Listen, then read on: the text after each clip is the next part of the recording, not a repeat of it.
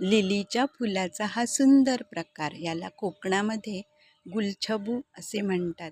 किती सुंदर केशरी रंग आहे आणि आतमध्ये असा पांढरा आणि हिरवा असा रंग आहे. जमिनीमध्ये याचे कंद असतात आणि अशा या पाती हिरव्या. या सुंदर फुलांना रेन लिली, ईस्टर लिली असे सुद्धा म्हणतात. लिलीच्या फुलांचे मनमोहक आकर्षक असे सौंदर्य आहे.